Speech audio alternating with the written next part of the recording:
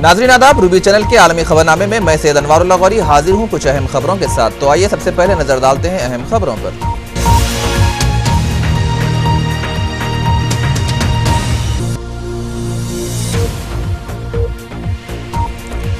वजीर आजम डॉक्टर मनमोहन सिंह बदउनवानों के इत्तेहादी सरबराह, BJP senior कायद वेंकैया नायडू का इल्जाम।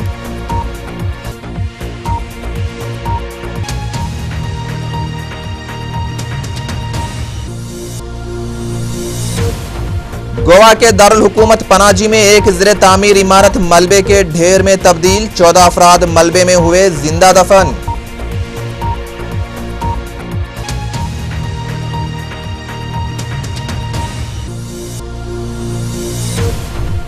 बांग्लादेश आम इंतखाबात के दौरान हिज़्ब इख्तिलाफ हामियों और पुलिस के दरमियान तसादुम, 6 अफराद हलाक।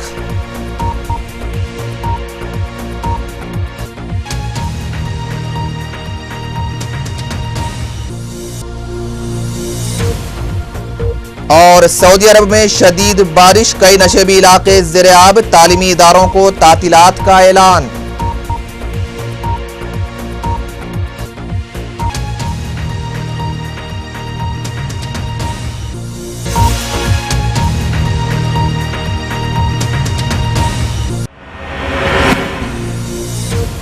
और अब खबरें तफसील से। भारतीय जनता पार्टी के senior leader M Venkaiah Naidu ने इल्जाम लगाया है कि वज़ीर-ए-आज़म डॉक्टर मनमोहन सिंह बदउनवानों के इत्तेहाद के सरबराह हैं और इसमें कोई शक नहीं कि वो कमजोर तरीन वज़ीर-ए-आज़म हैं। वेंकैया नायडू ने एक प्रेस कॉन्फ्रेंस में कहा कि हाँ, नरेंद्र मोदी का वज़ीर-ए-आज़म बनना कांग्रेस पार्टी के लिए तबाह कुन होगा और ये कि नरेंद्र मोदी की क़यादत में बीजेपी के हक में एक बड़ी लहर चल रही है। దాన్ని 1.3% తగ్గించిన ఘనత కూడా ఈ ప్రభుత్వానికే దక్కింది। నాలుగవది వ్యవసాయ రంగం 2 అంకెల అభివృద్ధి రేటుకి వాజ్పేయి గారి హయాంలో చేరుకుంటే 11%, ఈ ప్రభుత్వ హయాంలో అది -1.9%కి దిగజారింది। ఈ ద్రవ్య లోటు 4% ఉంటే దాన్ని 5.20% ద్రవ్య లోటు పెంచడం అంటే గొప్పతనం కాదు। అది ద్రవ్య లోటు పెరిగిందంటే లోటు ఎక్కువైందంటే అర్థం పోటు పెరుగుతున్న తర్వాత।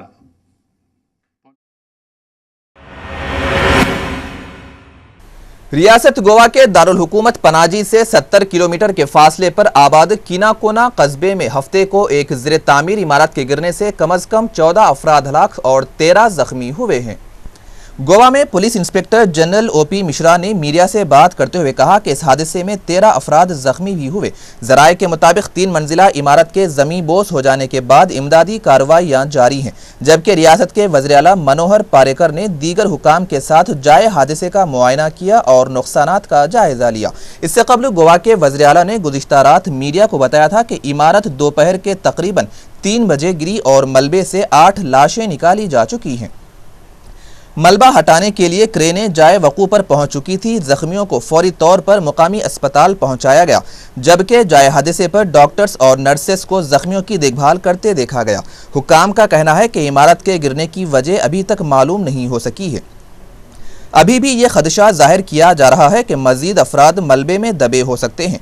वज़ीर आला ने बताया कि मलबे में कितने लोग दबे हो सकते हैं इसका सही अंदाज़ा नहीं है, लेकिन बिल्डर ने पुलिस को बताया है कि इमारत गिरने के वक्त 40 से ज़्यादा मजदूर वहां काम कर रहे थे। दूसरी जानिब IG OP मिश्रा का कहना है कि पुलिस ने मुतल्लका बिल्डर, कॉन्ट्रैक्टर और इनसे मुंसलिक दीगर अफराद के खिलाफ मुजरिमाना गफलत का मुकदमा दर्ज किया है। ऐनी शाहिदीन का कहना है कि ज़िर तामीर इमारत ताश के पत्तों की तरह ज़मीन पर आगिरी, जो कीना कोना की एक मसरूफ सड़क के किनारे तामीर की जा रही थी। वाज़ेह है कि हिंदुस्तान में इससे कबल मुंबई के करीब थाने में गुज़िश्ता अप्रैल में एक इमारत के गिरने से 72 अफराद हलाक हो गए थे। मुबस्सिरीन का कहना है कि हिंदुस्तान में ऐसे हादसात सस्ते घर बनाने और ख़राब तामीराती सामान के इस्तेमाल का नतीजा हैं। You can say 10 we recovered, 2 more will be recovered, and 17 live we recovered since evening. Just now we spotted 2 more dead bodies being recovered, and I interacted with the labor, those were working here. They told approximate 15-16 people more will. वज़ीर-ए-आज़म doctor Manmohan Singh के तीसरी बार वज़ीर-ए-आज़म बनने से इनकार के बाद all India Congress committee की 17 जनवरी को होने वाली मीटिंग में पार्टी नायब सदर राहुल गांधी को आइंदा आम इंतखाबात में पार्टी के वज़ीर-ए-आज़म के ओहदे की उम्मीदवारी पर मोहर तस्दीक सबत करने का पूरा इम्कान है। कांग्रेस पार्टी में काफी वक्त से राहुल गांधी को वज़ीर-ए-आज़म के ओहदे का उम्मीदवार बनाए जाने का मुतालबा हो रहा है और हाल में 4 रियासतों के असम्बली इंतखाबात में पार्टी की हजीमत के बाद इस मुतालबे ने मजीद जोर पकड़ लिया है और इसके कुछ सीनियर लीडरों का भी मौक़िफ़ है कि कांग्रेस को अपने उम्मीदवार का ऐलान कर देना चाहिए। इस तरह की कयास आराइयाँ भी जोर पकड़ रही थीं कि पार्टी आम इंतखाबात से कबल ही राहुल गांधी को वज़ीर-ए-आज़म की कुर्सी पर बिठा सकती है, लेकिन मनमोहन सिंह ने इन कयास आराइयों पर रोक लगा दी है। दिल्ली में इतवार के रोज अलग सुबह घने कोहर की चादर बिछ गई है और एक हफ्ते तक मौसम साफ रहने के बाद इतवार को फिर से मौसम में तब्दीली नजर आई है। राजधानी दिल्ली में सुबह का दर्जे हरारत मामूल से 1-2 डिग्री सेल्सियस कम रिकॉर्ड किया गया। महकमे मौसमियात के मुताबिक सुबह के वक्त कोहर छाया रहेगा और कम अज कम दर्जे हरारत 5 डिग्री सेल्सियस और ज़्यादा से ज़्यादा 20 डिग्री सेल्सियस के इर्द गिर्द रहेगा। दूसरी जानिब वादी कश्मीर में सख्त सर्दी की वजह से जिंदगी जैसे ठहर गई है। दर्जे हरारत में मजीद गिरावट आई है। नल, झीलें और तालाब भी मुकम्मल तौर पर जम गए हैं। श्रीनगर में कम अज कम दर्जे हरारत 4.2 डिग्री सेल्सियस है, जो कल -1.6 डिग्री था।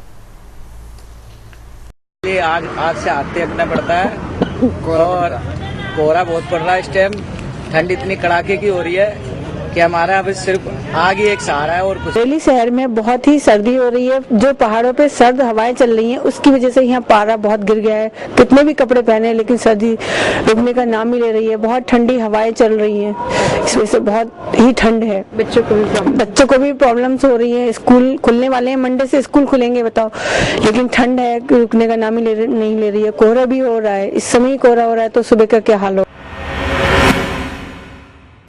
कांग्रेस जनरल सेक्रेटरी दिग्विजय सिंह ने बीजेपी वज़ारत उज़्मा उम्मीदवार नरेंद्र मोदी की एक ही नौयत की तकरीर को तनकीद का निशाना बनाते हुए कहा कि उनके पास कहने के लिए कोई बात नहीं है। उन्होंने मीडिया से बात करते हुए कहा कि नरेंद्र मोदी सिर्फ एक ही काम करते हैं और वो हर बार कांग्रेस पर ही तनकीद करते हैं। मुल्क की मईशत, जोग्राफिया के बारे में उन्हें कुछ भी इल्म नहीं है। इलाहाबादी दिग्विजय सिंह ने अंदेशा जाहिर किया कि शायद मोदी इस राह पर चलेंगे जिस तरह जर्मनी के नामुराद लीडर हिटलर ने अपने मुल्क की क़यादत की थी।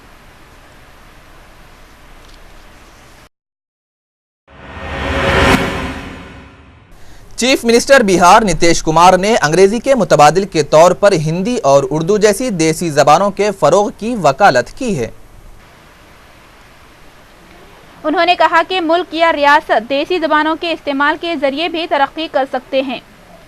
नीतीश कुमार ने 2 रोज़ा जश्न उर्दू प्रोग्राम में इफ्तिताही खिताब करते हुए कहा कि ये एक वहम है कि राब्ते के लिए अंग्रेज़ी ज़ुबान ज़रूरी है, क्योंकि इंतखाबी मुहिम और तिजारत से मुतालिक कामों के लिए देसी ज़बानों को कामयाबी के साथ इस्तेमाल किया जाता है। इलाहाबादी नीतीश कुमार ने कहा कि चीन, जापान और फ्रांस वगैरह ऐसे ममालिक हैं जिन्होंने घरेलू ज़बान के इस्तेमाल के ज़रिए ही माशी तरक्की हासिल की है और उनमें से बाज़ ममालिक ऐसे हैं जो टेक्नोलॉजी में बुलंदियों पर पहुंच चुके हैं।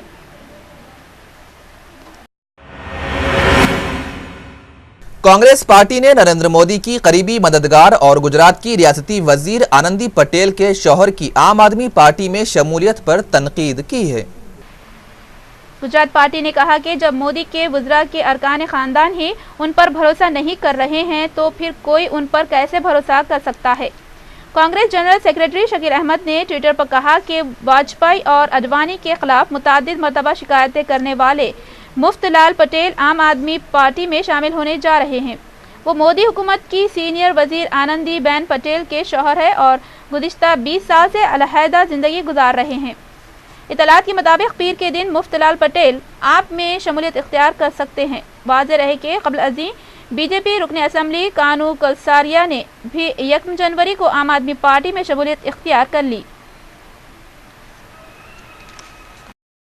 भारतीय जनता पार्टी के वो समर्थक रहे हैं, नरेंद्र मोदी जी के समर्थक रहे हैं। चुनाव में उन्होंने चंदा दिया है भारतीय जनता पार्टी को, तो स्वाभाविक रूप से भारतीय जनता पार्टी का अंग होने के नाते वो कांग्रेस पे आक्रमण करते हैं। तो ये स्वाभाविक बात है कि जो आदमी किसी राजनीतिक पार्टी का घोषित अघोषित एक तरह से सदस्य है, समर्थक है, तो वो अगर विरोधी राजनीतिक दल पे आक्रमण करता है तो कोई ये नहीं है। लेकिन ये आश्चर्य है, लग रहा है कि परिस्थिति उनको समझ में आ गई है कि नरेंद्र मोदी प्रधानमंत्री बनने वाले नहीं हैं, तो वो अपना दूसरा राग अलापना शुरू कर दिया है।